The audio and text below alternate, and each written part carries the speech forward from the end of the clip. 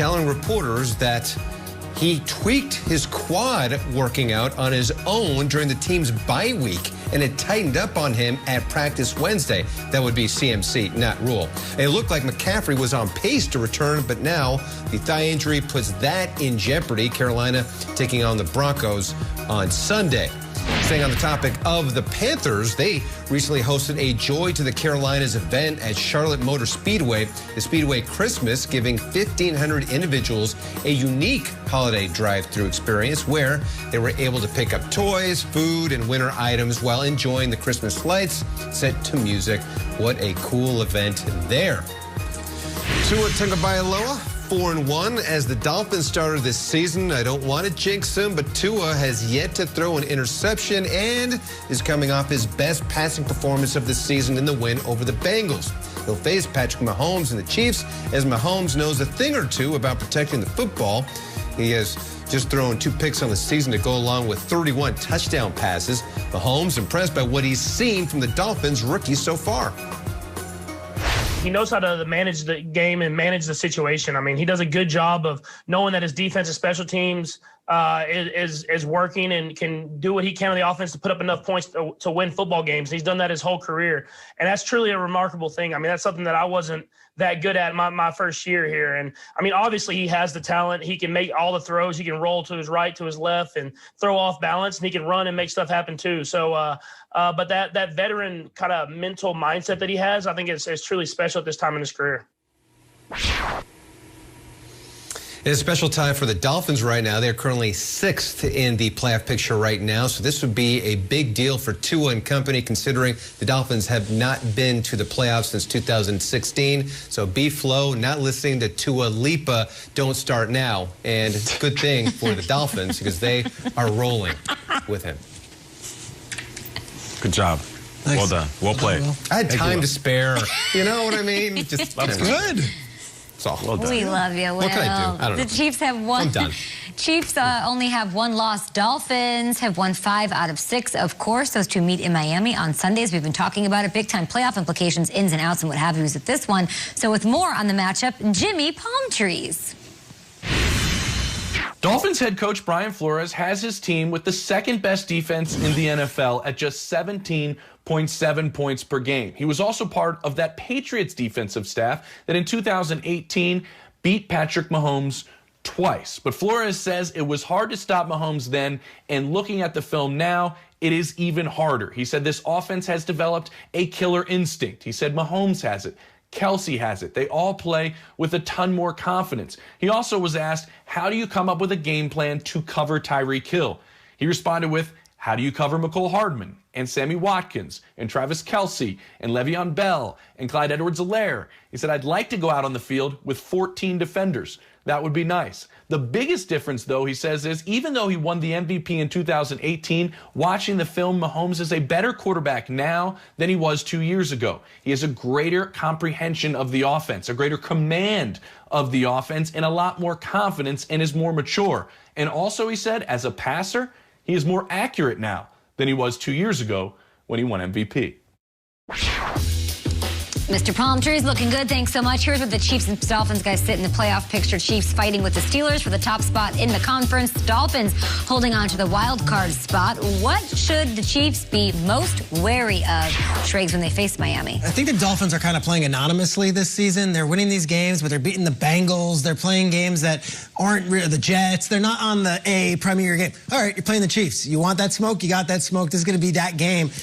And I think we're going to see Xavier Howard, who leads the NFL in interceptions. Quietly. And I could argue is having a better defensive season that Stephon Gilmore had last year when Gilmore won Defensive Player of the Year.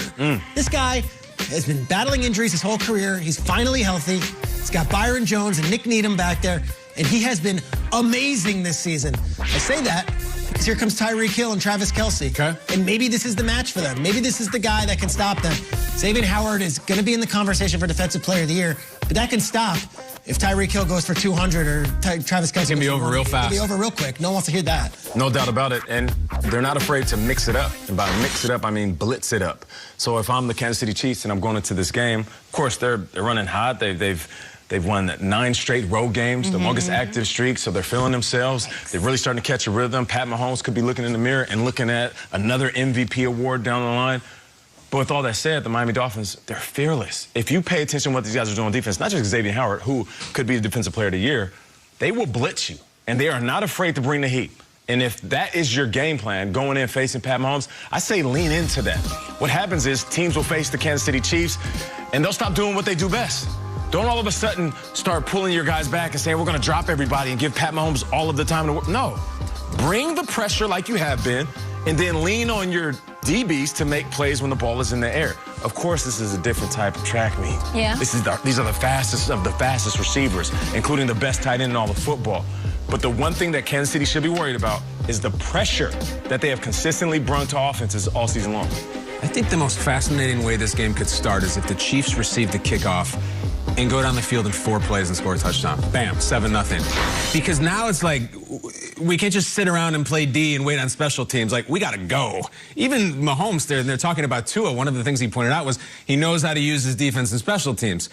We might need to unleash Tuscaloosa Tua in this game. Yeah. I mean, like, you can't just sit back. Mahomes could be up 17-0 in 5 seconds. So we've had a little getting his feet wet thing. Tua has not thrown an interception. He doesn't make the dumb mistake, and that's great. We may have to light it up in this one. And let's not mistake that this is not a Carson Wentz type who is a smaller program, or a Jared Goff who is not a huge winner in college, or even a Justin Herbert. Tua was the player to watch in college football for 3 years. No one played in more big games than Tua. No one should be more ready for the spotlight. So if they're down 7-0, if they're down 17-0, he may have to throw it 45 times. We may finally see Tuscaloosa Tua, and if he can do it. He put up some big yards last week against Cincinnati, but that's not the Super Bowl champs. I don't think that whole wait for a blocked field goal and a strip sack and win the game that way wins against Mahomes. They're not going to Van Ginkel it this way? I hope they do. And Van Ginkel is the truth. But Tua, the warm-up is over. It's time to go. You're going against the best player in the league, and you may have to chuck it. I can't wait to see it. I love that you approach games as, what's the most fascinating way this can happen? And that's what you root for, and that's what you go to. Let me ask you this. The Miami Dolphins have the #2 defense in the land. #2 defense in the NFL. After the Saints, they're only allowing 17.7 points a game this season. If the Miami Dolphins hang around like the the Chiefs let the Broncos hang around a little bit. They're letting teams hang around. We know that. We're talking about this pulling away thing. Yeah. The Chiefs do it. Do you think this could be the game that it bites the Chiefs? If they lose, like if they could lose late? I mean, they have to put teams away, right? Yeah. It's going to bite them eventually. We just saw it happen to the Steelers. I don't think the Chiefs are omnipotent. And I took a lot of heat. We all take heat for different things. When I was saying the Chiefs don't blow people away, the Steelers don't either. And the Steelers lose to Washington. And Chiefs fans are such a fun character on the show. It's a cautionary tale. They're lovable. I like them. They're all... But listen, the Chiefs lost on their home field to a team that needed an inside job to beat the Jets. They got smoked by the Falcons. So, no, I don't think the Chiefs are omnipotent. And I think if the Dolphins are close... Dolphins will fight for their head coach, literally. Like, if they're close, yes, the Chiefs could be knocked off. I think they're not omnipotent. If the Chiefs play this game like they played against the Broncos, the Chiefs will lose this game.